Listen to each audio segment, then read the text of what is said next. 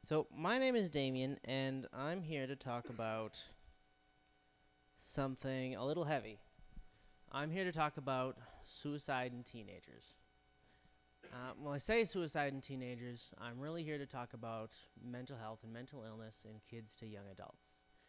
Suicide is just the most readily recognized symptom of the larger problem of mental health. Now, I'm bipolar myself, and suicide and mental illness has touched me and the lives of my family and my friends. Indirectly and directly, people that I've loved have committed suicide. People that I don't know have committed suicide. And as you all know, there have been a rash of suicides in the community in the last little while. Now, it's my belief that our generation of children growing up today are not learning adequate coping skills to handle life, let alone a wide variety of emotions, and especially if they have a mental illness, which is probably not diagnosed. And I don't think that our generation is helping all that much. I see a lot of loud, boisterous support for causes that I think is oftentimes misdirected. I hear a lot of loud people talking about a lot of things which I think masks impotence and silence on some of the important matters. Now, suicidality, depression, mental illness, and having intense feelings and not knowing why you feel that way, these are all very important things to the generation of kids growing up today. And I'd like to say right off the bat that I do not like the term awareness. That's one of my slides. I have two, because I'm a professional. I do not like the term awareness. I do not like the term raising awareness. I think that's a bogus term. I think that gives people the illusion that they're contributing to a cause and helping something along, and really it's not doing anything. If you like a Facebook picture, that's not accomplishing anything. If you retweet a tweet, you're not giving someone coping skills, you're not helping someone out of a problem, and if you buy t-shirts, you're supporting the production of more t-shirts. That's it. Now, as you probably figured out by now, I'm not here to give you one of those I have a mental illness and look how I've overcome it through the medium of balloon modeling kind of speeches. I think there's a time and a place for that sort of thing. What I kind of liken it to the changing attitudes towards black people and gay people in our society. As attitudes change, there were already always very non-threatening examples of the stigmatized group presented to us. And I think we're past that with mental health. I think we've been past that for a while. I think we're now in the stage where it's important to come out and be open about having a mental illness and not having to compensate for it or put others at ease. Now, I'm not here to sell you t-shirts, and I'm not here to give you one of those statistic-laden severity speeches about how everything is doom and gloom, because it isn't. What I'm here to talk to you about is talking about this kind of stuff. Now, I started doing a documentary project on this subject, but that was really just to answer a need, and the need is the important part of this. Now, I'm going to take you on a little detour. At first, it's going to seem a little awkward, but it'll come around, I promise. Let's jump back in time to the 1950s and 60s and look at the educational materials we were giving children on marijuana. So, films, textbooks, things teachers said, things that parents said. We can look back on them now, and they seem laughably ridiculous. Kids smoke a joint and they jump out the 10th story window of an apartment building thinking they can fly. And I believe that that's how off base a lot of the material that we're presenting our children with on mental health is now. And I believe they can see it, because kids are more aware now than they ever have been before.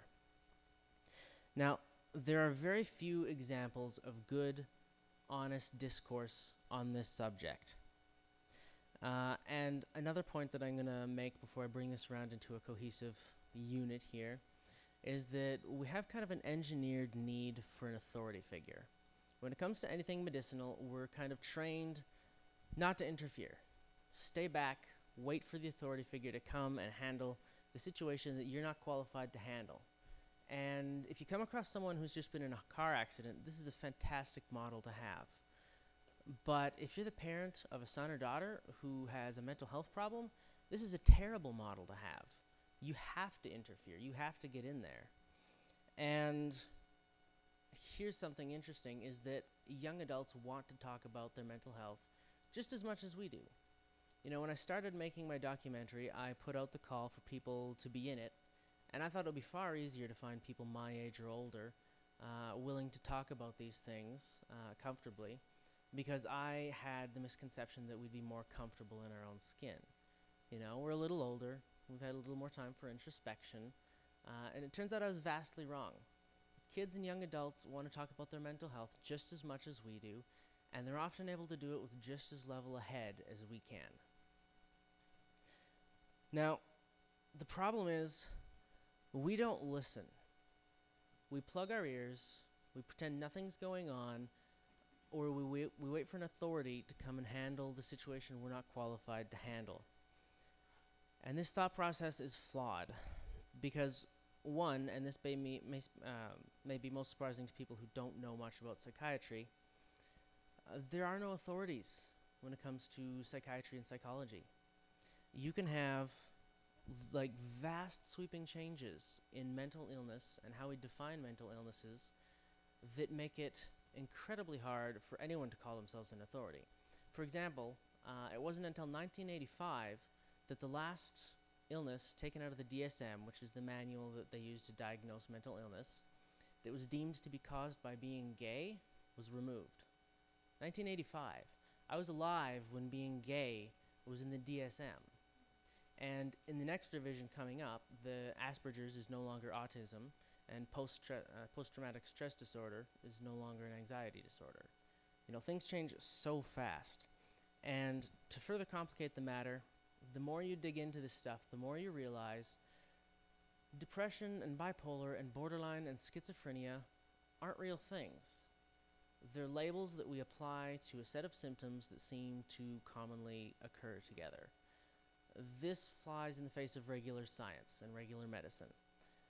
The flu is a real thing. You can target it, you can look at it under a microscope. You can examine it, it's a tangible thing. Mental illness is more like bird watching.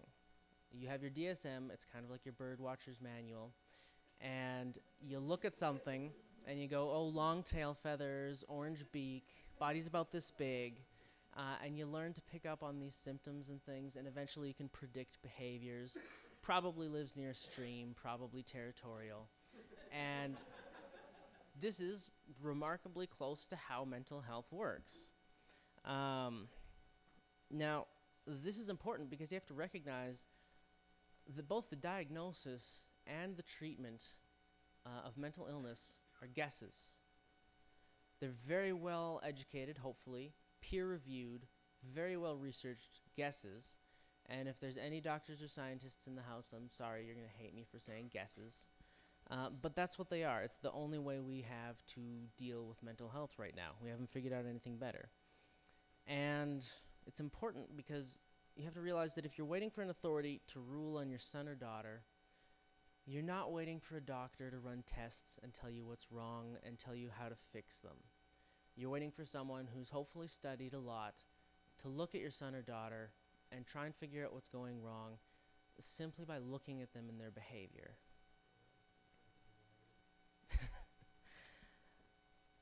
But the other key error in what I said before is our thinking that we have to handle or fix people. You're not going to handle or fix your son or daughter. And you shouldn't feel bad about it. I can understand why you would. You feel responsibility. But it's not that you can't, it's that it doesn't apply. It's a non sequitur. If you have a mental illness, then your life is most likely going to involve managing it, the same way someone with diabetes manages having diabetes. And it's my hope that we will one day live in a world where talking about mental illness will be done as freely and openly as talking about diabetes or any of the real illnesses out there. Now, where am I going with this? I think the lack of material, educational or otherwise, books, pamphlets, whatever, combined with the stigma and the silence, robs our kids of learning the coping skills they need to make it through what could be an undiagnosed mental health condition. Now, how can we fix this? I am the first to say that I don't know. I can make suggestions. For one, third-party materials on this subject. Institutions, like schools, will never be able to play good, honest, real discourse on this material. And I understand that because they're hamstringed. They've got to answer to committees and teachers and parents.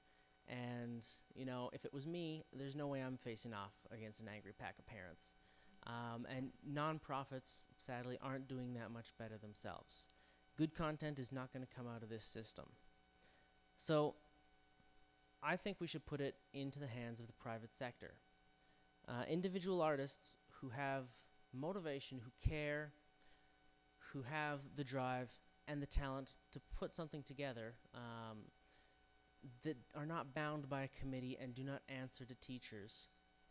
Have them put material out there on Reddit, on Tumblr, YouTube, Twitter, where young people go, because if you want to affect young people, you have to go where they go. And you have to make things well and honest, and they have to look good.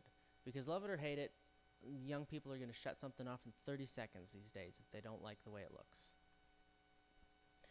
Now, secondly, I think we need to get across to parents and teachers that it's okay to talk about this sort of thing with anyone. I think parents and teachers are scared. They don't know what to say. If they don't understand this sort of thing, they're scared of making it worse. Or often I think a lot of people are scared of triggering someone into committing suicide. And that's not how it works. There's almost no situation in which talking to a troubled teen or young adult about mental health is going to be negative. Providing you're a caring person, and if they really are suicidal, then at that point the game is just to keep the ball in play. So keep the ball in play however you can.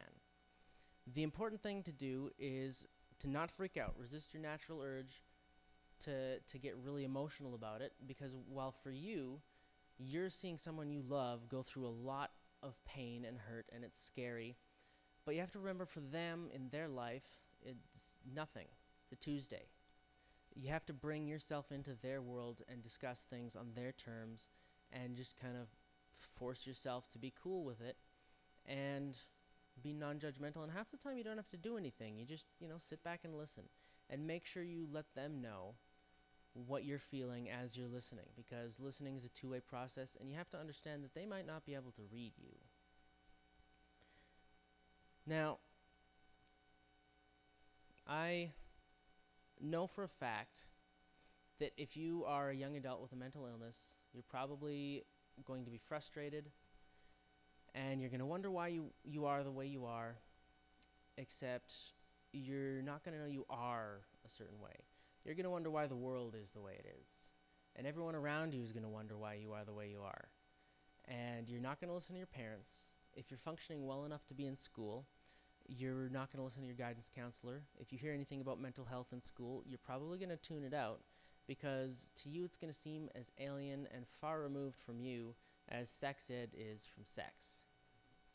And you could go this way for a long, long, long time, until you happen across something on the internet, or that a friend sends you a movie or a book that you read, and it suddenly pulls everything into focus, and suddenly a lot of things in your life start making sense, and you can see patterns and suddenly understand things about yourself that might lead you to have the confidence to talk to someone about this. And that might lead to you seeing a psychiatrist, getting diagnosed, and possibly getting treatment and living a happier, healthier, more independent life. And this is a great example of a positive outcome to a young adult with mental illness problems, but unfortunately not a lot of people are going to be lucky enough to stumble across one of the few rare examples of a really, really well-made documentary on this subject that a teenager would watch. I was lucky enough to do that, and that's why I'm here today and not somewhere else more unfortunate. Now, I'm going to end this with a statistic. It's the only statistic in my talk. In 2010, Statistics Canada released a report that said that 24% of all deaths between the ages of 15 and 24 are from suicide. 24%. That's second only to accidents. That's almost a quarter of every death between 15 and 24. Now that's scary by itself, but that scares me more because people I know with bipolar disorder or borderline or schizophrenia, any of those things, they didn't get diagnosed until their 20s or 30s. And although younger people are diagnosed with depression or anxiety, it's never that cut and dry. There are different forms of each, and you have to nail down which kinds you have before you can effectively treat it. And that takes time, and that might be time that kids don't have. Now, I think the best solution we have at the moment is to let go of the reins and let go of some of the control and not focus entirely on having institutions and organizations produce and okay all the material on this subject. I think letting go of control will let independent people produce their own material that might be scary at first because it might produce some bad things, but it might produce some wonderful things and amazing things that we would never get out of the current avenues of content creation we have right now. And they've asked me to end my statement with something along the lines of shut up and do it. And I chose a subtle dig, so I'm going to say stop raising awareness and get off your ass.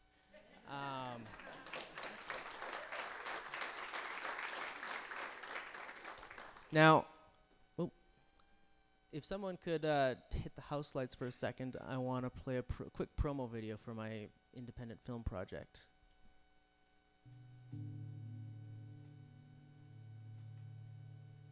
Other way.